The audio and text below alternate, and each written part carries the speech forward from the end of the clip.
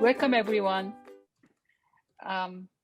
This, depending on where you are, good morning and good afternoon. And then I'm Boyung Lee, joining you from Cheyenne and Arapaho Nation, which is called the Denver. And I serve as the chair of the Education and Mentoring Committee of a Penn board. And when I am not doing Penn work, which I love with a passion, I serve as the Dean of ILF School of Theology, and through the Penn work grounds me to do that work. So this morning and early afternoon, we have our first panel, Fierce Surviving and Collective Caring is our title. Any language would be insufficient to describe what has happened to us and our communities since 2020. And then the shooting spree in Atlanta shook all of us. We want to have an intentional moment to reflect, to hold a space, safe space for one another more than ever. However, for the first time in our 35-year history, Penn is meeting virtually. So we now experience a pandemic as a new normal while entering a new stage of political and social movements and heightened the anti-Asian hate crimes. So at this critical time, our panelists are invited to share their reflections on the theme of our conference, Fierce Surviving and Self and Collective Caring. So for this roundtable conversation, we have invited 4 of the Penn members who are in different contexts and stage of their career and also work. So first, let me introduce who they are, because we will do this as a roundtable conversation. Let me not interrupt their talk, so let me introduce them first. First, Yuki Schwartz, who is an assistant professor of constructive and political theologies and Louisville Institute postdoctoral scholar at the Claremont School of Theology at Willamette University in Oregon. Yuki's areas of scholarship include the imperial, decolonial studies, North Asian and Asian American theology, political theology, and critical race, gender, and sexuality studies.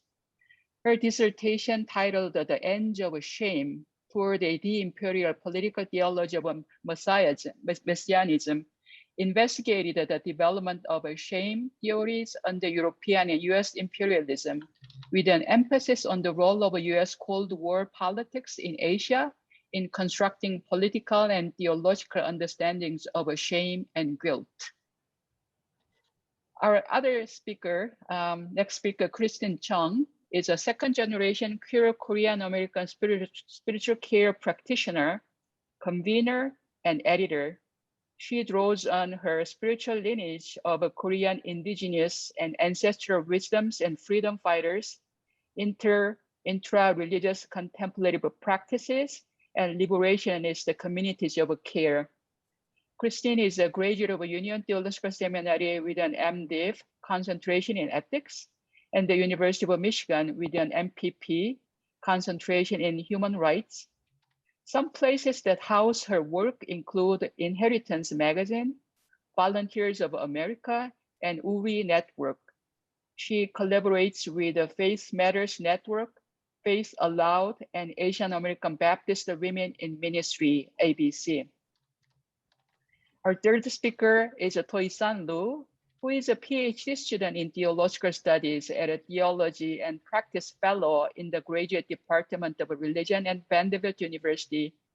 Her research interest is guided by a post-colonial feminist theology through which Htoi explores Southeast Asian Kachin diasporic life in the US and around the globe. Born and raised in Burma to a mixed ethnic Kachin and Shan family with different religious backgrounds, she is also interested in the politics of difference and the otherness of God. Her education and ministerial experiences mutually shape her way of doing theology and enhance her awareness of injustice to those who are marginalized at multiple levels. Our fourth colleague who joined this conversation is Jin Young Choi, who is a professor of New Testament and Christian origins and the Baptist Missionary Training School professorial chair in biblical studies at the Colgate Rochester Crozer Divinity School. This past Tuesday, Jin Young became the first person of Asian heritage appointed to the rank of a full professor with an endowed chair at her school, which is Martin Luther King Jr.'s alma mater with over 200 years of history. Yay! By weaving biblical narrative together with a diverse interpretive threads, Jin Young's work focuses on the intersection of race, ethnicity, gender, empire, and early Christianity. She has authored or co-edited 5 books, including her monograph, Postcolonial Discipleship of Embodiment, an Asian and Asian American feminist reading of the Gospel of Mark. And then she also co-edited this important book, Minoritized Women Reading Race and Ethnicity. So friends, welcome. Welcome to this conversation. So as we planned, we will do this conversation in a roundtable style. So I will ask first 2 questions, and then I invite each of you to speak for about 2 minutes. And then, so, as you know that we have our 4 questions. So please try to precise so that we can engage with our sisters through Q&A after you frame the answers through the questions. So first, let me invite you to reflect on how you have survived under a pandemic coupled with the political and social upheavals since 2020, and in what ways self and or collective care has helped or sustained you during these challenging times. So Yuki, Kristine, Jin Young Choi San, if Kristine, if you can spotlight all of us together so that we can see each other. So I happen to see Yuki joining first on the screen, and Kristine now Jin Young, and Choi San will appear. So who would like to go first in your 2-minute answer on your experience reflections? All right, I'll go. How have I survived this year? I learned a new word this year. It is stuplimity. And this is a word that is created by, I'm going to say the name wrong, Xian Ngai. And it means to be overwhelmed by the experience of being bored and overwhelmed all at the same time in a way that leads you to utterly collapse. And I was thinking about this word recently as I thought about the ways in which I have to be so careful about going out, whether it's all the preparations that I have to go out in order to be safe in the pandemic, but also the hyper awareness that I've had in looking for the next threat, looking for anybody who might be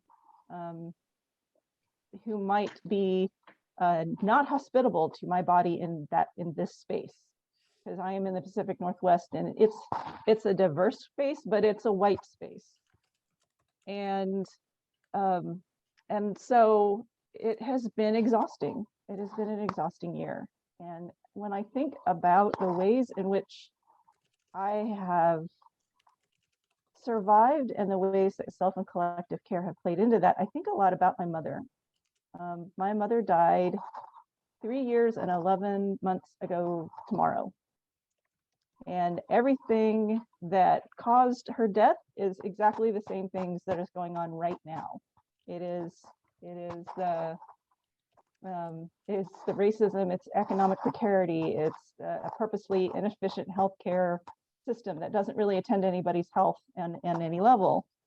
And it is from her that I learned how to survive, and not always in healthy ways. But I keep thinking about her because I think about the ways in which my care of myself have always been collective, because she taught me how to care for myself. And she taught me in all these different ways how to survive.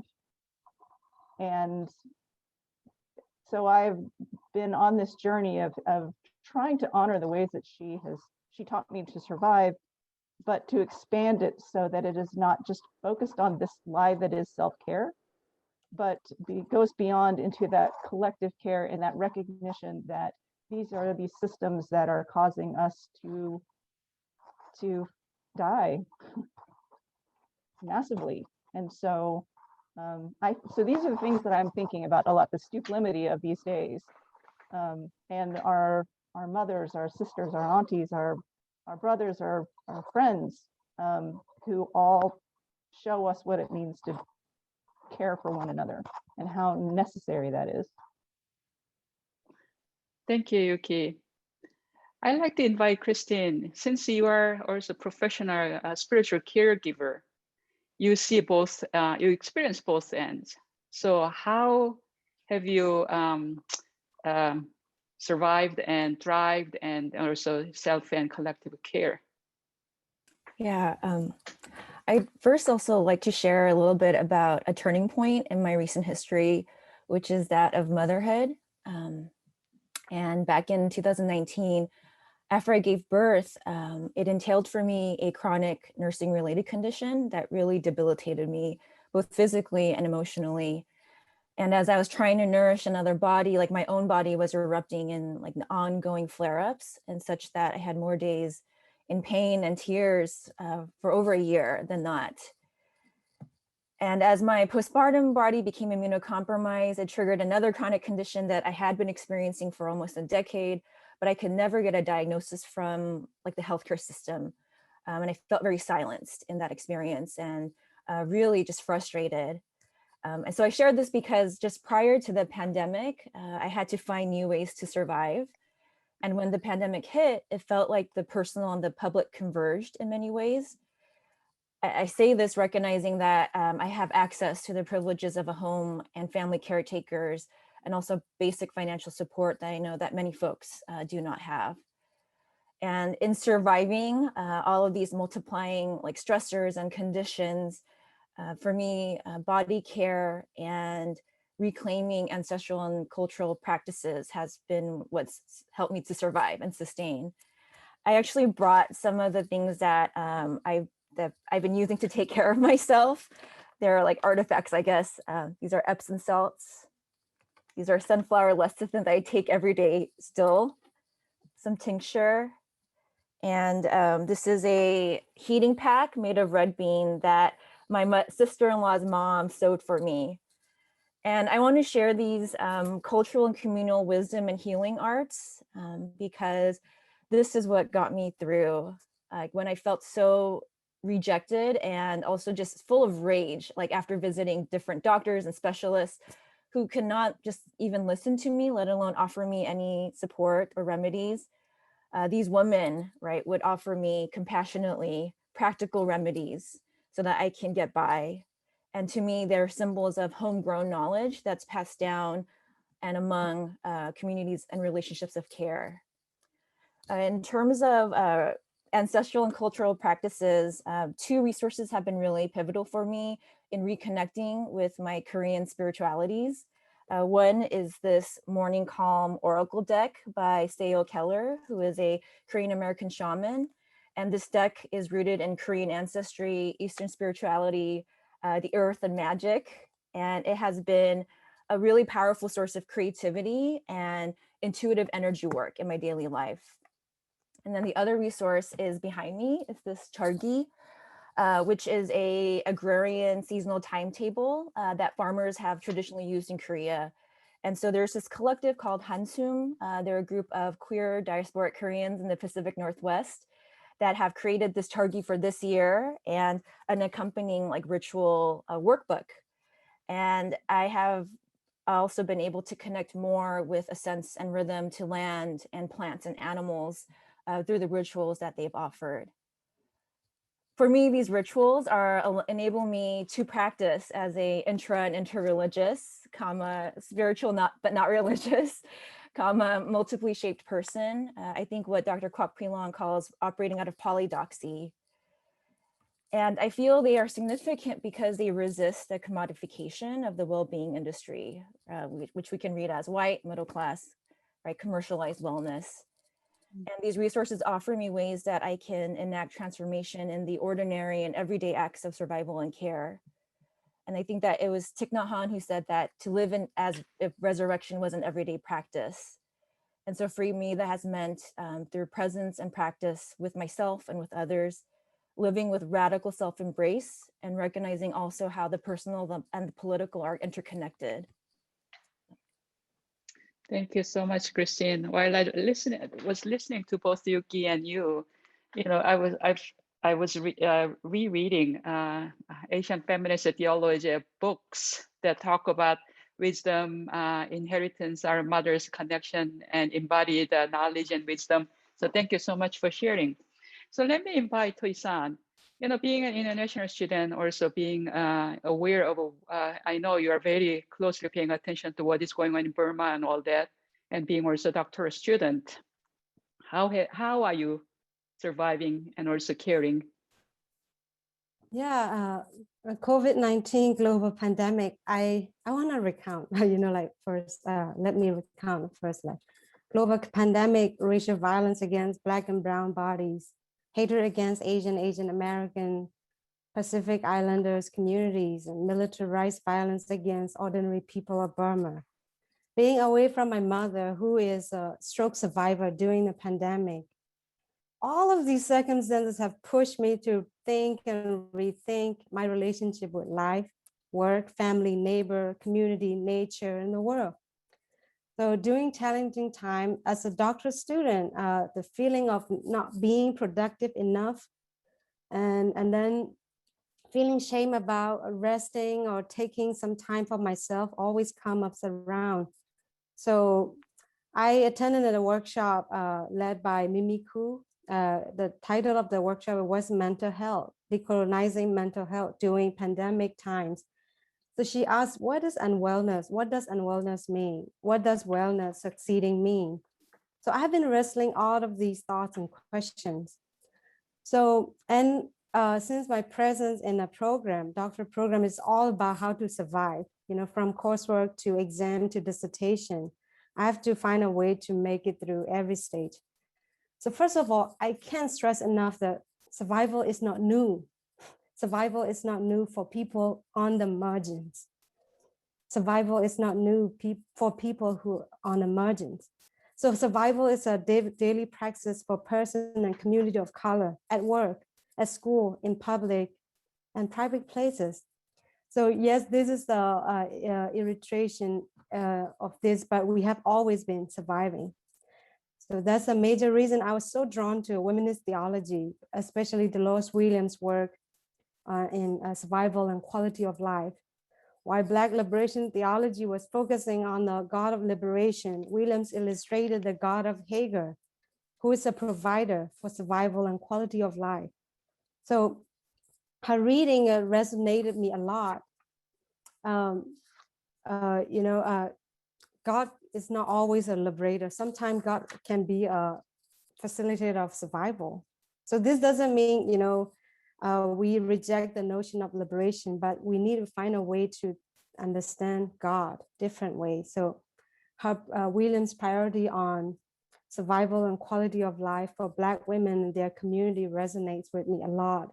Since I came from a community where ethnic minoritized people been struggling to survive under the military or dictatorial regime. So the practice of survival has helped me think deeply about the interest of liberation. Whose liberation? Who are the poor? Does the liberation movement really care about voices and concern of women, poor women, and sexually marginalized people? So survival is not new to us. I have no doubt that there are many strategies in order to survive. And my friends, panelists, Yuki and Kristine have also shared their many strategy and brilliant, beautiful way to survive. And then for this talk, I have prepared 3 strategies. So the first one is everyday determination. I am determined to stay focused on my achieving my goals, either small or large. Determination means you're an agent of your survival and well-being. For example, I grew up with a poor working class single widow mother. I had to decide whether I wanted to continue to go to school. For my high school and college years, I had to live with my relative family that I was unhappy to be with. Under all of these challenging situations, I survived only by focusing on things that I really wanted to do, my education. So I didn't realize that I had become an agent of my own survival back then. So of course, there are times when I wanted to, refuse to do so. There can be tension within myself. It's not always clear, and that's okay. Determination might not mean you're happy all the time, but it does mean that you're pushing towards a future that is worth having, and you give yourself a reason to survive. So determination can offer a sense of hope and resilience. So the second point I want to make is not feeling shame about grieving, instead of moving from shame to power.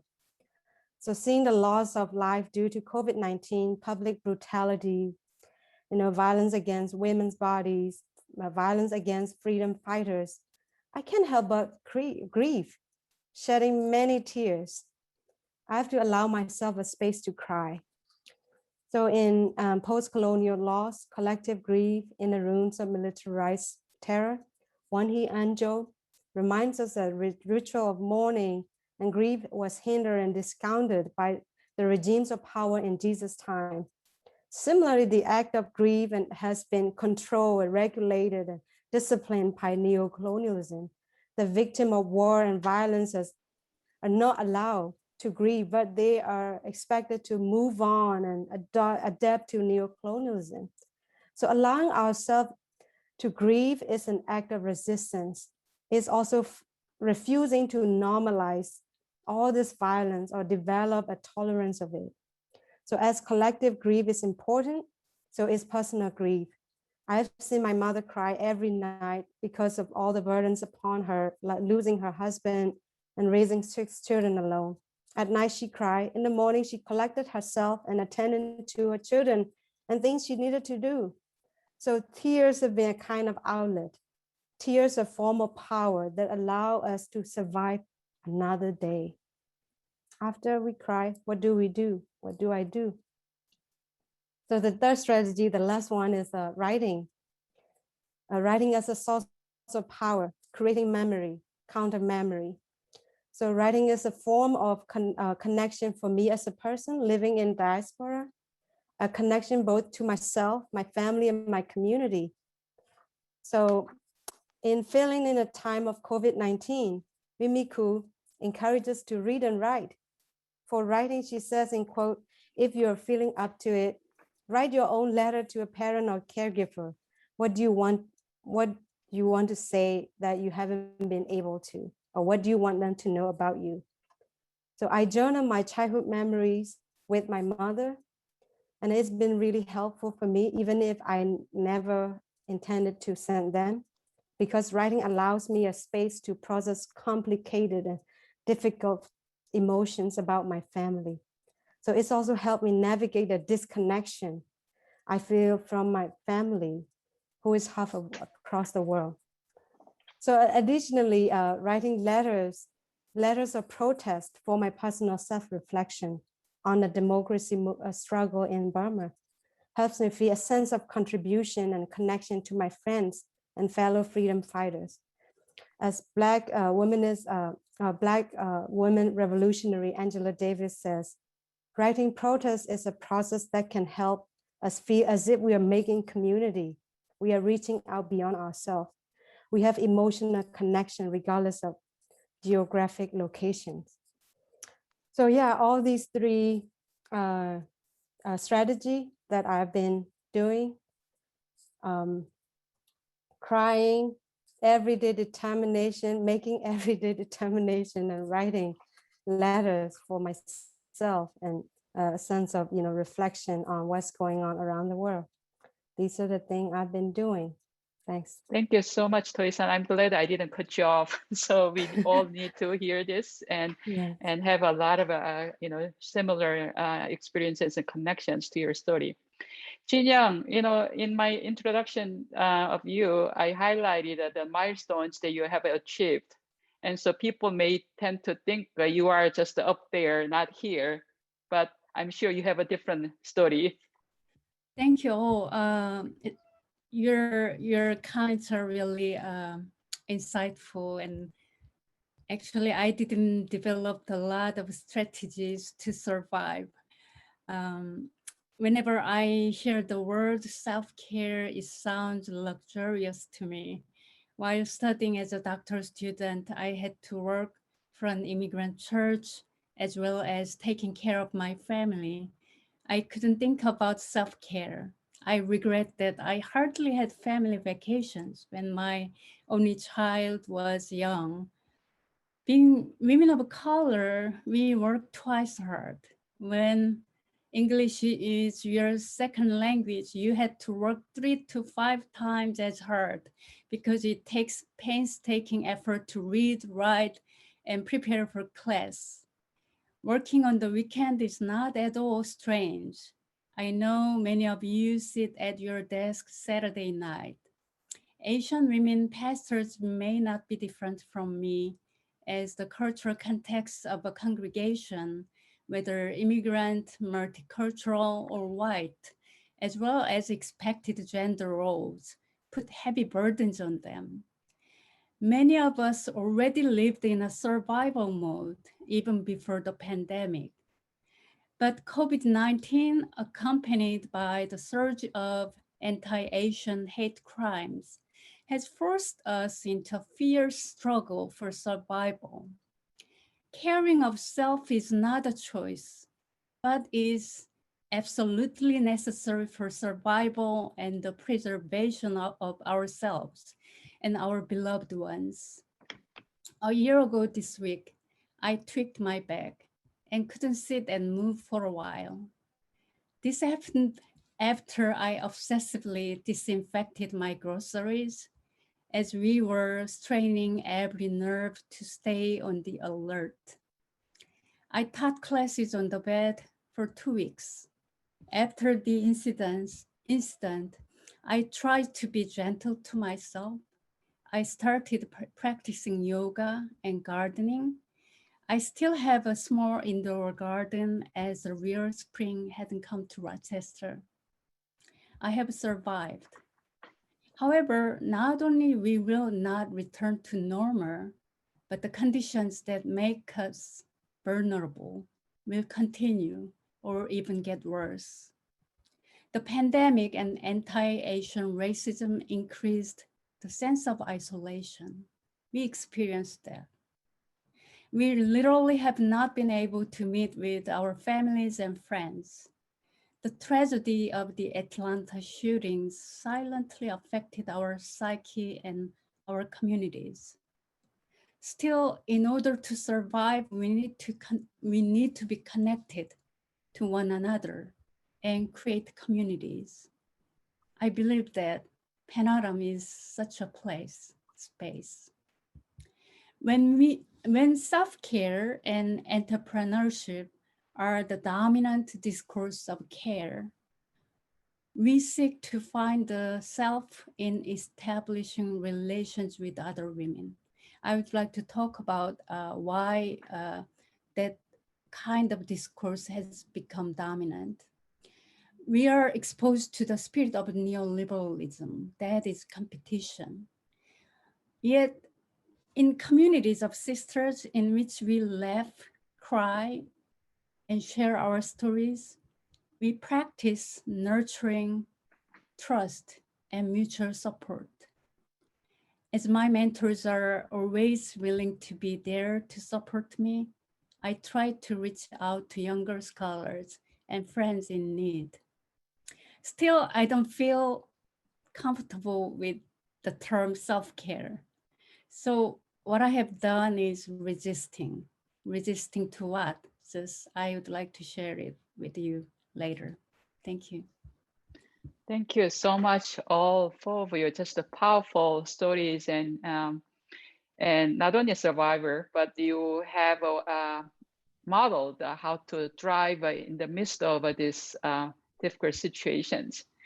So as we go through these tumultuous times, and you already, you know, all of you mentioned, they indicated this, that this, you know, what are some insights on self and or collective care and surviving? You know, I'm asking this because how should we understand our communities and AAPI communities, especially AAPI women's communities?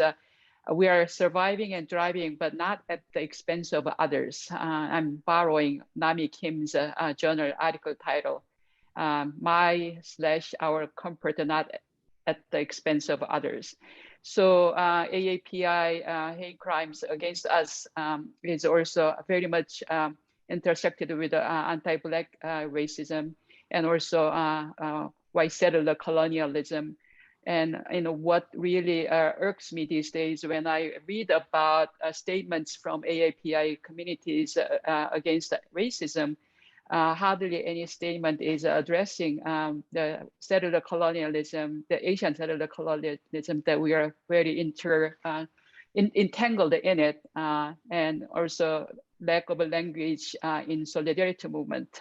So as you reflect on these tasks, that how not only we survive, but how we also survive together with others, and what does collective care look like to you and your communities in this larger context? And then if you could add also what Panorama can do to be a community that can provide such a collective care, mindful of all of these intersectional justice issues. So let me invite Jin Young this time first, that you have been the longest member of Panorama among here. Okay. Since the 19th century, the sovereign power that could put subjects to death has been replaced by other forms of power, such as governance or governmentality. In principle, governmentality presupposes individuals' active participation in their own governance. Yet, in the era of neoliberalism, which decentralized state power and advocates entrepreneurship and competition, neoliberal governance means that you take care of your living. Subjectivity is regarded as the attainment of individual. You take care of individual freedom and the ability to care for the self. Some philosophers call neoliberal governance biopower. At the center of this governmentality, care for the living is placed.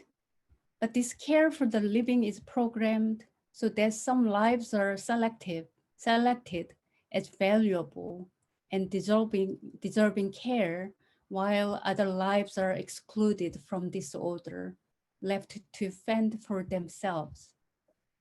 What are the implications of this concept of self-care for women who are expected to do the female work of care and reproduction?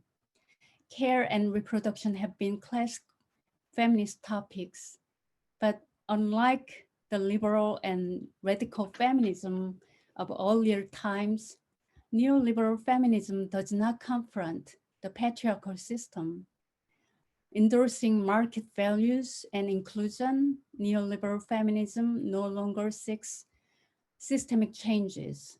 Instead, it advocates equal access to economic, social, and cultural systems, which is made possible through competing for resources and rewards in the capitalist marketplace. Now I realize why I didn't feel comfortable with the concept of self-care. Most of us don't find ourselves among a small number of elite women who wish to promote their scholarship or career without challenging the oppressive systems like heteronormative patriarchy and racism. We know we are devalued on the job market because of our gender, race, ethnicity, sexuality, citizenship, and language. We Asian and Asian American Pacific Islander women cannot be satisfied with tokenism and multiculturalism. We don't wish to survive at the expense of others. Then how do we take care of ourselves and our beloved ones? I can provide solutions, but I would like to say where to begin. Resist. First, let's resist patriarchal ideology that views women as naturally loving and nurturing and therefore inclined to taking care of others. Just as we don't care the self at the expense of others, we shouldn't care others at the expense of ourselves. Second, we resist the neoliberal idea of self-care. The goal of our life and career is not attaining our individual freedom and success. We call for the politics of care that is accountable for sustaining all lives. For example, we demand that the government be responsible for universal health care.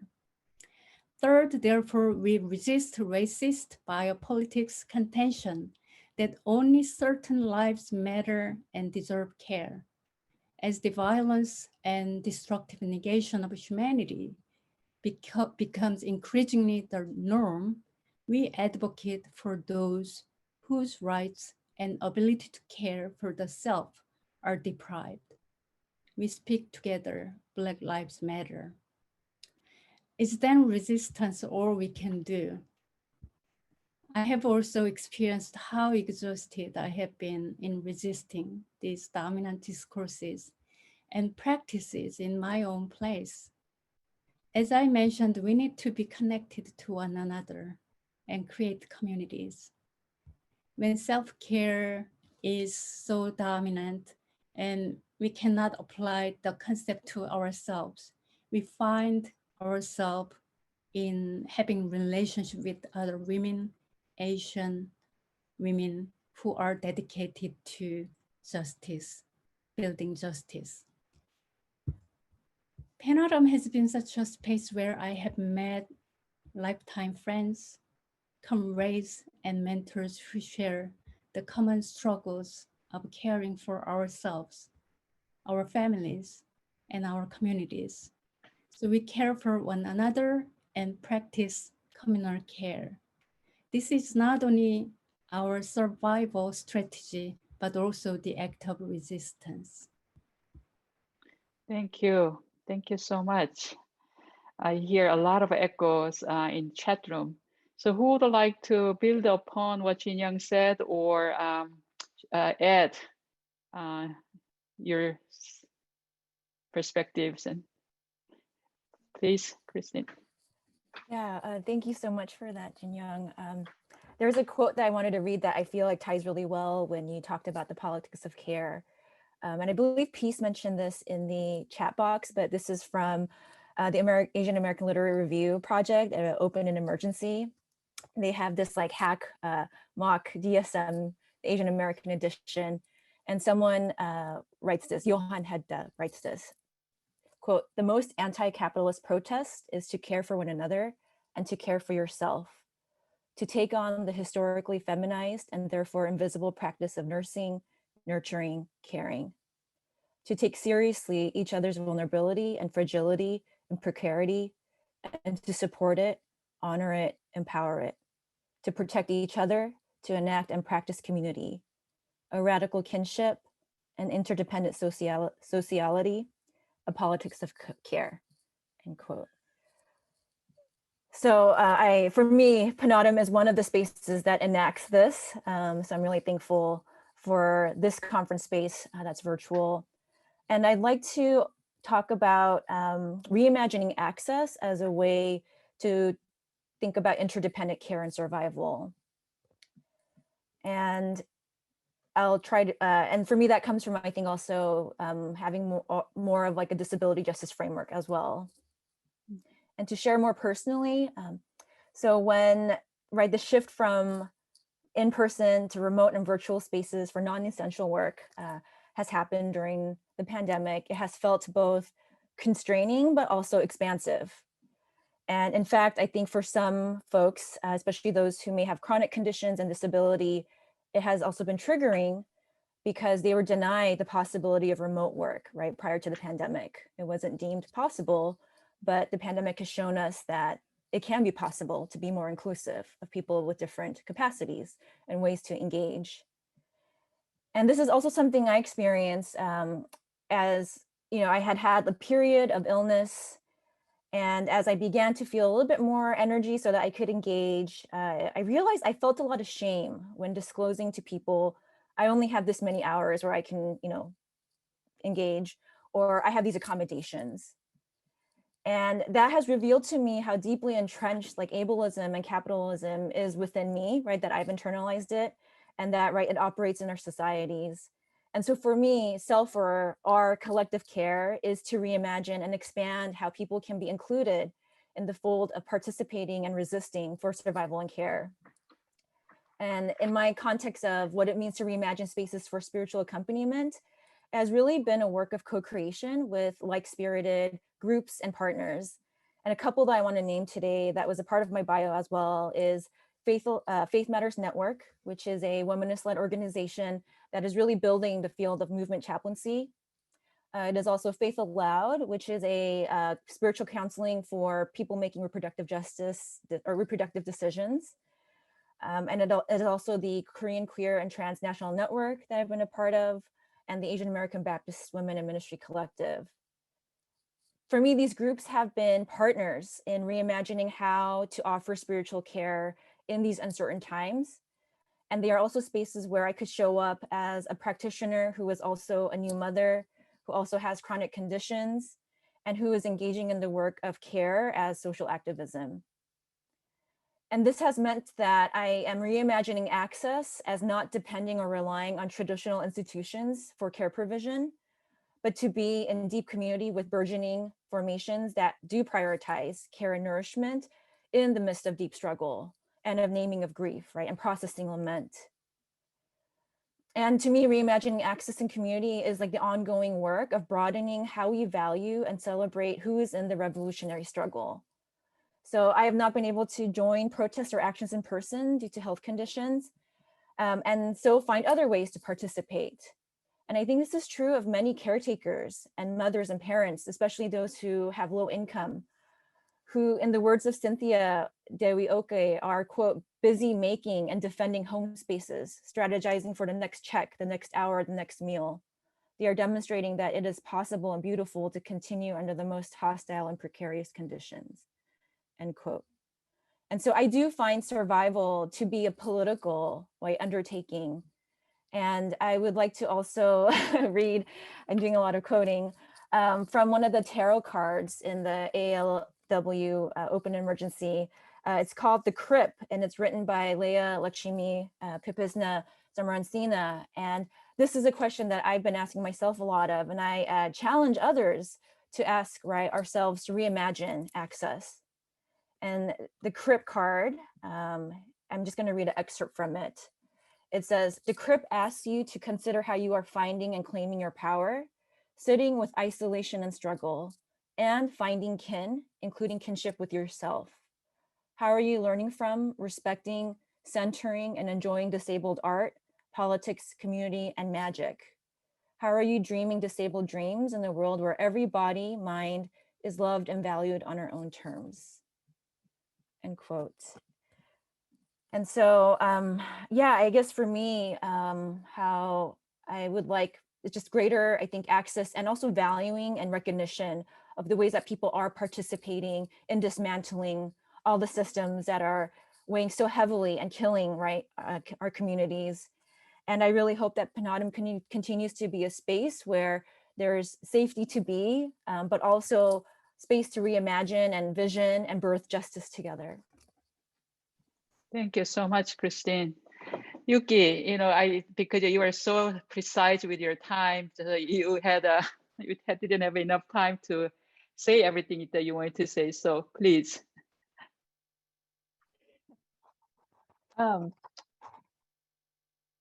So yeah, I keep coming back to my mother. I mean, I think it's because it's like the anniversary of when I lost her, but also because of everything in this last year, all of my body and all of my mind and all of my soul spent my life focused on caring for her as she cared for me. And as I said, I didn't learn the healthiest ways of survival from her.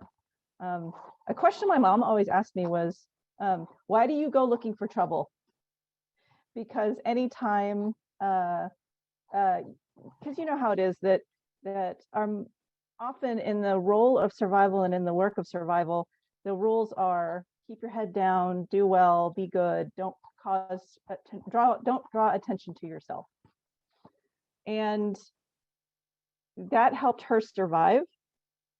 And it was also a product of her desire to be such a part of this country. And I think about the entanglements that our survival has with imperialism. And that's a large part of where my scholarship comes from, of trying to ask that question of how do we not just, for those of us in positions of power and privilege, where we are aligned with empire, how do we turn our hearts and turn our attention away from empire so that we can reimagine this world differently?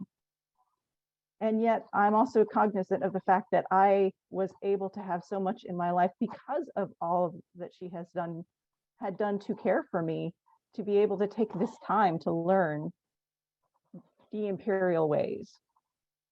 And so my mom persisted a lot in her survival. She persisted in her desire to be an American citizen, a part of this empire. And I think a lot about how that desire and that dream, there's a beauty to it, even as there's a problem to it. There's a deadliness to it, and it's wrapped up in all of the things that killed her and killed all of us. And I hold in this tension of wanting to honor that fierce persistence as survival, and yet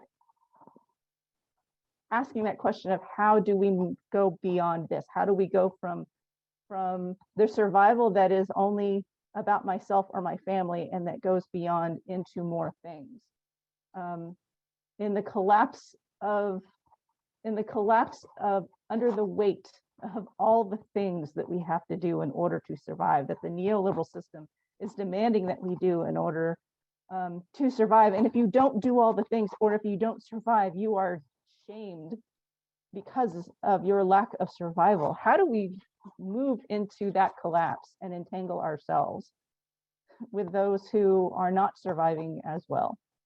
And I think part of it, and a part of the reason why I've had such an interest in shame, was because of all the failures and all of the ways in which the survivals came at a cost, and how that cost,